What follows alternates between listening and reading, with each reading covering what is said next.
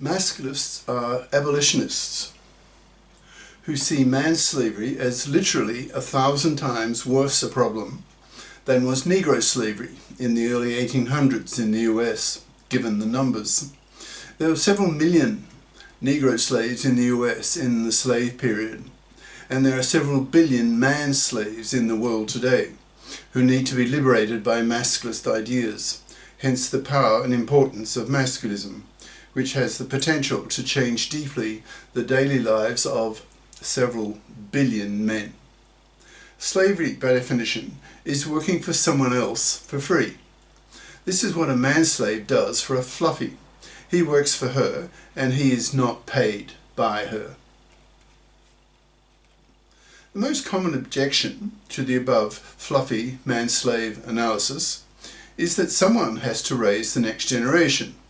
So how does child raising fit in with the masculist push for the fipping of women, for the creation of a fip society, so that men can be freed from man-slavery, from divorce rape, from forced fathering and other awful gender crimes that women commit against men? Yes, the next generation of kids has to be raised.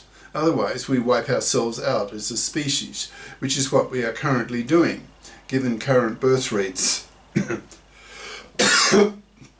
that are now well below the replacement rate of 2.1 children per woman. According to GPT-5, the birth rate of women in Shanghai in 2024 was 0.6 children per woman. So the crash in the birth rate is the most pressing existential threat to humanity that exists, greater than a nuclear holocaust or global warming, since with the latter two, humanity will survive to some extent. But with a mathematical certainty, if the birth rate remains well below replacement rate, then simple math says that we wipe ourselves out totally. So what do the masculists propose on how to get the birth rate back to replacement rate so that humanity does not wipe itself out? The concrete suggestion made by the masculists is called the MCT, that is the Mother Career Timeline, which is a proposal to enable women to be both mothers and to be FIPs, to satisfy two criteria, namely to raise the next generation and to not be fluffy parasites of men. The MCT for an upper middle class woman who gets a master's degree in a career competent field would go as follows. She gets her master's at age 23. She works in her well-paid profession for 3 years to gain experience and create contacts. During this time she marries and has her first kid at age 27 and her second at 29.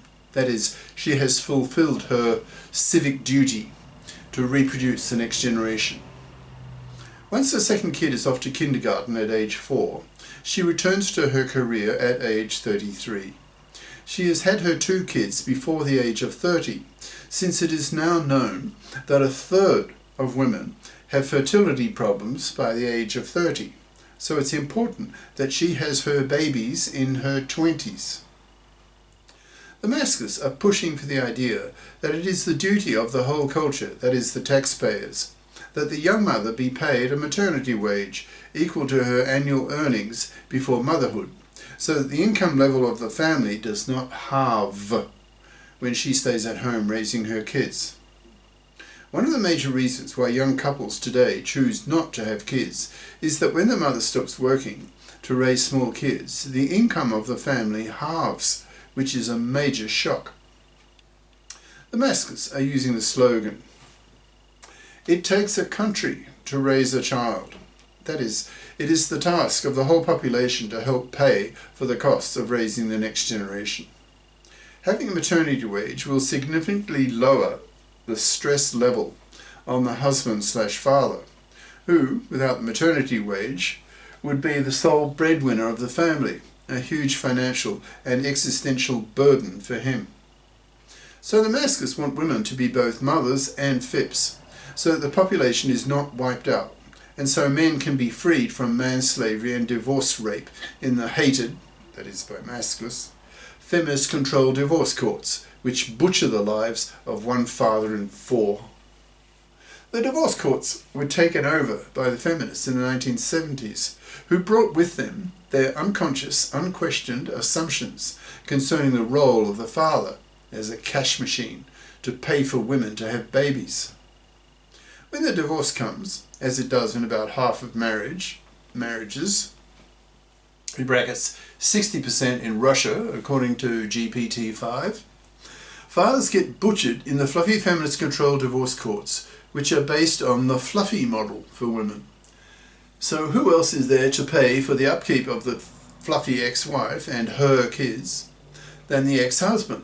So divorcing husbands have their lives ruined by being butchered by fluffy feminist divorce court lawyers and judges, who typically give custody of the kids to the mother, give his house to her so she can raise her kids in it, give her half of his wealth and stuff, force him to make payments to his kids, whom he is allowed to see maybe twice a month on weekends, and places no moral nor legal obligations on the ex-wife/mother to get off her fat parasitic ass and fip up, so that she's enabled by these feminist-controlled courts to remain a parasite of her ex-husband after the divorce, the way she was before the divorce, by receiving alimony from him until he dies.